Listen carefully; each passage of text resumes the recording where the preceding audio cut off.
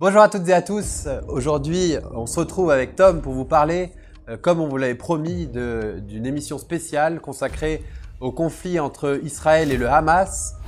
Donc on avait pris le parti pris, c'est une répétition mais c'est important de le dire ainsi, de ne pas en parler dans nos revues d'actualité et aussi dans l'émission politique qu'on avait fait, mais d'y consacrer une vidéo entière pour parler de ce sujet. Donc c'est un conflit que vous avez dû suivre avec intérêt dans les médias ces derniers jours, ces dernières semaines.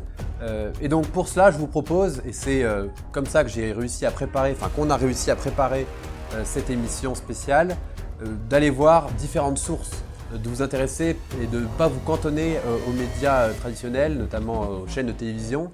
C'est aussi important d'aller voir du contenu un peu différent, notamment sur YouTube.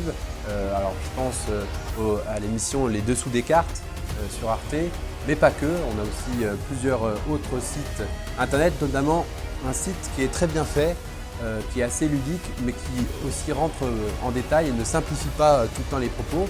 Ce site, c'est Histoire pour tous de France et du monde. Voilà, que vous pouvez retrouver sur internet. Et puis bien sûr aussi les émissions de géopolitologues comme Pascal Boniface qui est assez connu dans son domaine. On va essayer ici de faire une analyse historique, géopolitique du conflit en essayant de prendre un peu de hauteur sur tout ce qu'on entend, sur l'actualité et en sortant de la sphère émotionnelle, ce qui n'est pas tout le temps facile puisque évidemment dans ce type d'analyse, il y a forcément beaucoup de morts, beaucoup de victimes des deux côtés, et que c'est toujours tragique.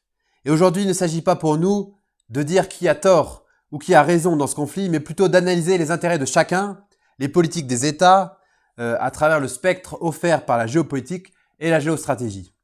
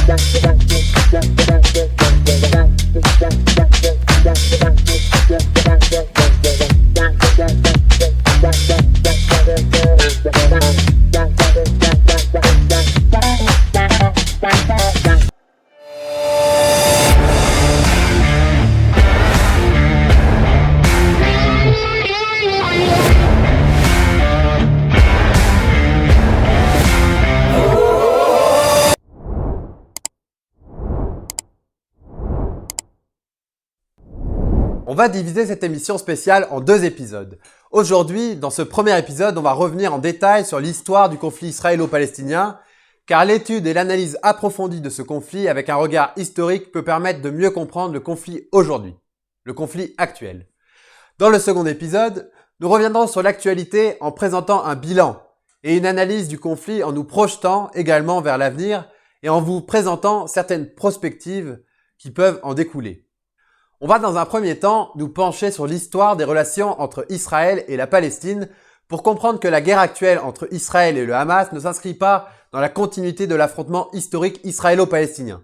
On avait affaire à une guerre régulière, deux États qui s'affrontaient, l'Israël d'un côté et la Palestine. À la fin du 19e siècle, nous sommes dans un contexte d'antisémitisme croissant en Europe. La France est plongée dans l'affaire Dreyfus. Les Juifs subissent ce climat d'insécurité et sont persécutés en Europe tant orientale que centrale.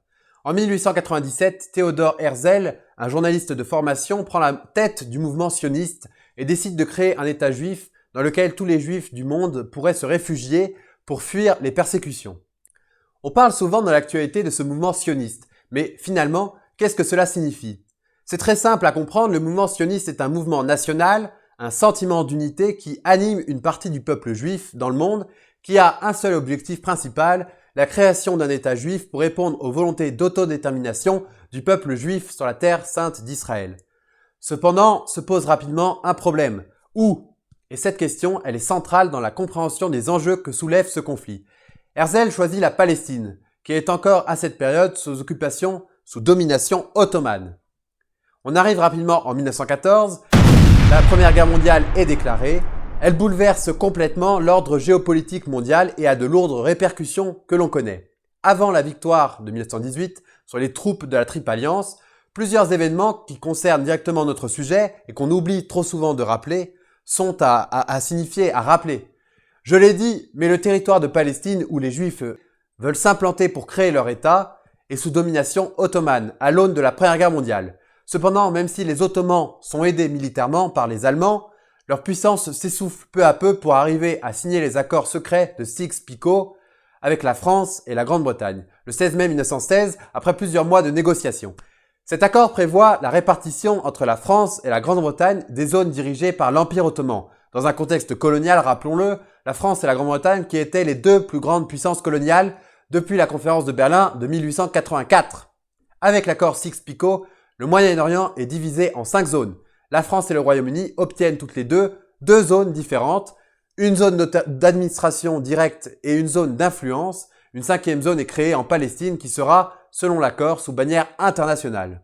Ensuite, autre date importante, toujours dans le contexte de la Première Guerre mondiale, c'est celle du 2 novembre 1917, avec la déclaration Balfour qui porte le nom de son auteur, Arthur Balfour, alors secrétaire d'État britannique aux Affaires étrangères, adressée à Lord Rothschild, grand nom de la communauté juive en Grande-Bretagne, et l'un des principaux donateurs et soutiens du mouvement sioniste. Par cette lettre, la Grande-Bretagne fait connaître sa volonté de soutenir la création d'un État juif en Palestine. La lettre emploie le terme de création d'un foyer national pour le peuple juif. En réalité, l'histoire est plus complexe, puisque les Alliés soutiennent aussi le nationalisme arabe, donc le peuple arabe qui souhaite lui aussi créer un État arabe qui s'étendrait d'Alep en Syrie à Aden au Yémen. En ce sens, les Alliés soutiennent la révolte arabe menée entre 1916 et 1918 par Hussein Ben Ali pour sortir du joug des Ottomans. Les Britanniques ont attisé et motivé l'esprit de révolte du peuple arabe en leur promettant la création de leur État, surfant ainsi sur les premiers sentiments d'appartenance et sur le nationalisme arabe. Cependant, comme vous l'aurez compris, ils avaient le cul coincé entre deux chaises, si on peut s'exprimer ainsi, entre d'un côté la promesse faite aux Juifs de créer un État juif et de l'autre, celle faite aux Arabes de faire la même chose. Finalement, la Grande-Bretagne lâcha les Arabes, leur État unifié ne verra jamais le jour. Ensuite, on avance dans le temps. 1918, la fin de la guerre est déclarée, l'armistice signé avec l'Allemagne. Ensuite, l'entre-deux-guerres, qui est synonyme, comme on le sait tous, de montée de l'antisémitisme en Allemagne, notamment avec l'arrivée au pouvoir de Hitler en 1933. L'esprit revanchard aussi des Allemands, qui n'aident pas, qui souhaitent se venger du diktat, du traité imposé selon leur vision à Versailles le 28 juin 1919. L'antisémitisme touche plus généralement l'Europe entière. Plusieurs vagues d'immigration juive arrivent alors en Palestine. La suite est tragique, on la connaît. La Seconde Guerre mondiale et avec elle l'extermination et le génocide de 6 millions de juifs européens, 60% de la population juive du continent, par le régime nazi avec la Shoah. C'est pourquoi, après la fin de la guerre, les vagues d'immigration juive en Palestine prennent une autre ampleur. Les juifs y trouvent un refuge, ils vont représenter jusqu'à 1/3 de la population palestinienne. Le 26 juin 1945, l'ONU, l'Organisation des Nations Unies, est créée lors du traité de San Francisco avec adoption de la charte de l'ONU définissant ses buts et ses principes. Elle prend la relève d'une SDN, la Société des Nations, fatiguée et inefficace, créée après la Première Guerre mondiale, inefficace car non coercitive.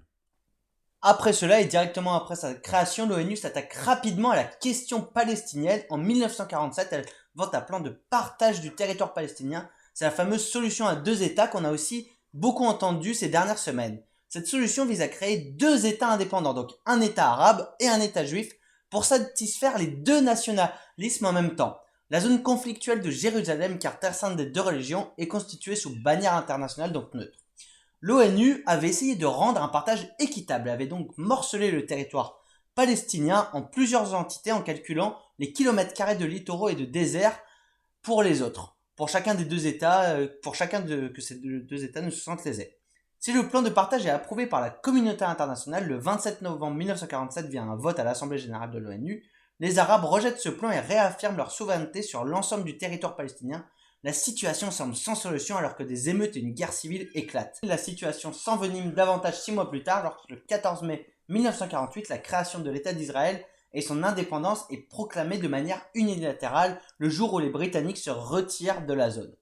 Cette déclaration est faite par David Ben-Gourion qui devient le premier ministre de l'État d'Israël. Le texte figure encore aujourd'hui au sommet de la hiérarchie des normes israéliennes.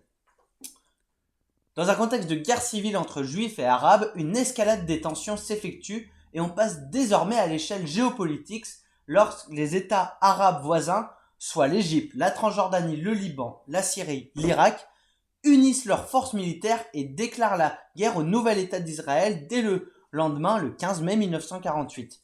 De nombreux Palestiniens fuient, ils seront encore 350 000 à fuir entre mai 1948 et mi-avril 1949. Au total, ce sera presque 750 000 Palestiniens qui fuiront, chassés de leur terre natale. Cet exode massif de la population est appelé la Nakba en arabe, signifiant la catastrophe. L'armée juive, qui était composée avant le conflit de seulement 5 000 hommes, a profité d'une trêve imposée par l'ONU en juillet 1948 pour acheminer des armes en grande quantité sur le territoire. Elle avait une conscription au sein de sa population pour renforcer ses effectifs. Elle devient supérieure en matériel et en nombre et elle a gagné cette première guerre israélo-arabe seule contre une alliance de plusieurs pays qui étaient toutefois divisés à la fois politiquement et militairement dans leur stratégie à suivre. Une ligne frontière est alors tracée pour séparer le territoire juif de celui des Arabes. Le conflit n'est pas réglé pour autant. Les États arabes gardent une rancœur profonde contre Israël et vont profiter de chaque occasion pour essayer de reprendre du territoire. Je ne vais pas revenir en détail sur chacune des guerres qui ont suivi, sinon ça pourrait vraiment prendre beaucoup de temps. On va juste essayer de suivre l'évolution des frontières de l'État d'Israël, car les frontières c'est le plus important dans un pays. En 1956, la crise du canal de Suez va opposer l'Égypte d'une part à une alliance composée de la France, du Royaume-Uni et d'Israël. Le 26 juin 1957, Nasser cherche à nationaliser le canal de Suez. En réponse, la France, le Royaume-Uni, qui avaient des intérêts politiques et commerciaux, et Israël, des intérêts militaires, forment une alliance secrète. Israël prend comme prétexte les attaques des Fédaciens, petits groupes de soldats palestiniens sur son sol. Le 29 octobre 1956, Israël envahit l'est du canal de Suez, suivi quelques jours plus tard que les troupes françaises et britanniques. Cependant, toujours dans le contexte de guerre froide, les États-Unis et l'URSS mettent pression et obligent la France et la Grande-Bretagne à battre en retrait. Cette crise réaffirme la puissance du nouveau clivage mondial qui s'organise autour d'une bipolarité du monde, une division entre deux camps, le camp occidental et celui soviétique. En 1959, Yasser Arafat fonde le Fatah, un mouvement politique nationaliste laïque qui a pour objectif de libérer le territoire palestinien de l'entité sioniste. En 1964, le Fatah est une des entités constituant l'Organisation de la Libération de la Palestine, l'OLP, faisant la promotion de la lutte armée utilisant le terrorisme et la guérilla contre Israël jusqu'en 1988, puis privilégiant plutôt la voie de la négociation en faisant la promotion des deux États, reconnaissant le droit d'Israël de vivre en paix et en sécurité. En 1967, la guerre des 6 jours, qui s'est déroulée du 5 au 10 juin 1967, opposa cette fois-ci l'Égypte, la Syrie, la Jordanie et Israël. C'est Israël qui décide de rentrer en guerre en justifiant cela avec des mouvements de troupes militaires de l'Égypte et le blocus qu'elle a mis en place dans le détroit du Tyran. Israël effectue une démonstration de sa puissance militaire. Les conséquences de cette deuxième guerre israélo-arabe sont notamment d'un point de vue territorial. Israël élargit ses frontières et récupère les territoires palestiniens de Cisjordanie, Gaza, Jérusalem-Est, plus le plateau de Golan pris à Syrie et le Sinaï à l'Égypte. Israël se met alors à coloniser ces terres. En 1973, la guerre du Kippour, du 6 au 24 octobre 1973, l'Égypte et la Syrie profitent de la fête juive de Yom Kippour, fête nationale durant laquelle les effectifs militaires se relâchent et bon nombre de soldats retournent dans leur famille. C'est une date symbolique et pas au hasard. L'Égypte et la Syrie attaquent simultanément dans le Sinaï et le plateau de Golan, territoire pris par Israël en 1967. Et durant les premières heures du conflit, les troupes égyptiennes et syriennes ont l'avantage, mais il sera de très courte durée puisqu'Israël se retourne rapidement et reprend l'avantage. Il ne faut pas oublier que nous sommes alors dans un contexte de guerre froide, affrontement indirect entre les États-Unis et l'URSS, et donc que c'est important à comprendre vu qu'ils vont participer à mettre un terme au conflit avec le Conseil de sécurité de l'ONU et le Royaume-Uni comme interlocuteurs, car ils connaissent bien la région. pour mettre en place un fameux cessez-le-feu et des négociations pour instaurer une paix juste et durable au Moyen-Orient. Les deux superpuissances intègrent alors le Moyen-Orient dans leur guerre froide. Les États-Unis soutiennent Israël et l'URSS, les États arabes.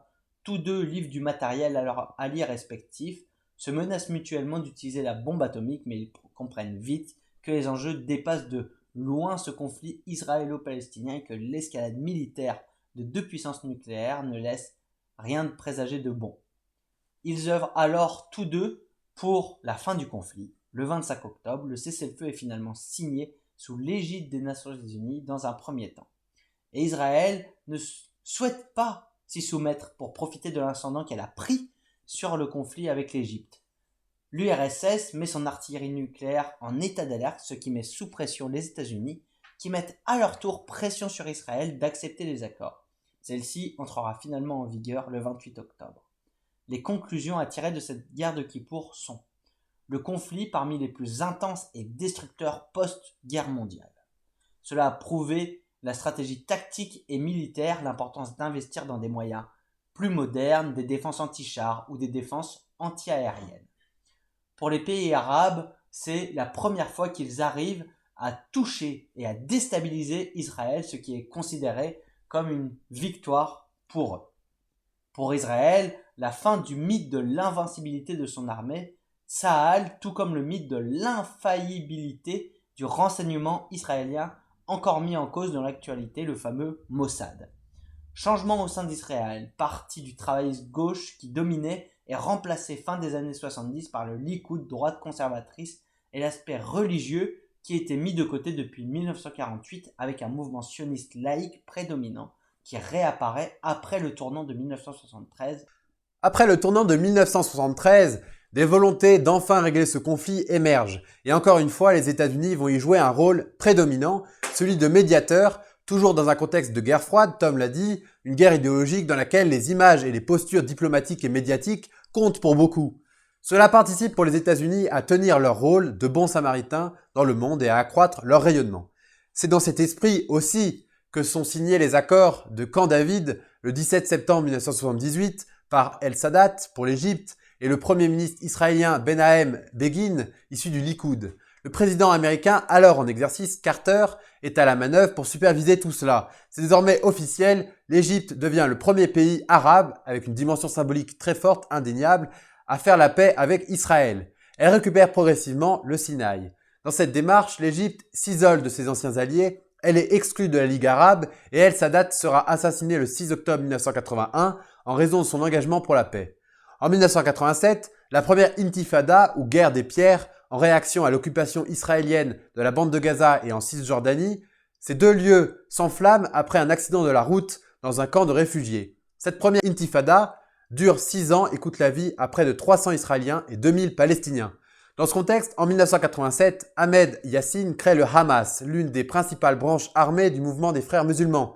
Le Hamas est responsable de nombreux attentats en Israël. Malgré les violences et les tensions qui persistent, la volonté pacifique continue.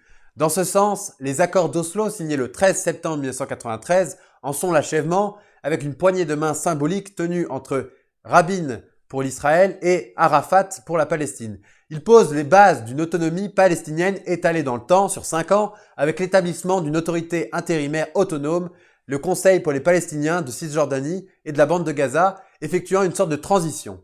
Cet accord est historique puisqu'il fait la paix entre deux peuples qui s'opposent depuis 50 ans. Cependant, comme d'habitude, les rapprochements et la paix ne conviennent pas aux plus extrémistes des deux côtés. Fin 1995, Rabin est assassiné par un juif extrémiste opposé à la rétrocession des territoires juifs aux Palestiniens. Cet acte signe la fin de l'espoir de paix né à Camp David en 1978 et marque la reprise des hostilités et des violences entre les deux camps. Entre 2000 et 2005, on a une seconde intifada qui se met en place et en 2005, Ariel Sharon demande l'évacuation de 8000 Israéliens présents dans la bande de Gaza. L'objectif était de rendre Gaza aux Palestiniens. Donc aujourd'hui, il n'y a plus d'Israéliens à Gaza, c'est important de le comprendre. Et en janvier 2006, des élections potentiellement truquées sont organisées dans la bande de Gaza. Les Gazaouis décident de mettre au pouvoir le Hamas. En 2007, on a une scission du mouvement palestinien en deux camps opposés. Les islamistes du Hamas d'une part, qui contrôlent la bande de Gaza, et le Fatah laïque nationaliste fondé par Yasser Arafat en 1959 d'autre part qui garde le pouvoir en Cisjordanie. Voilà pour ce premier épisode de cette émission spéciale consacrée au conflit entre Israël et le Hamas. Vous trouverez dans quelques jours un second épisode consacré à cette fois à l'actualité et aux perspectives de ce conflit. Mais il était important pour nous de bien comprendre les enjeux, d'avoir ces quelques dates et notions historiques en tête pour finalement comprendre le conflit qu'on vit aujourd'hui actuellement. Voilà, merci beaucoup de nous avoir suivis. Merci à vous pour votre soutien, pour le soutien que vous apportez à la chaîne. C'est grâce à vous que cette aventure peut voir le jour. Un grand merci et on se retrouve bientôt pour une prochaine vidéo. Merci beaucoup.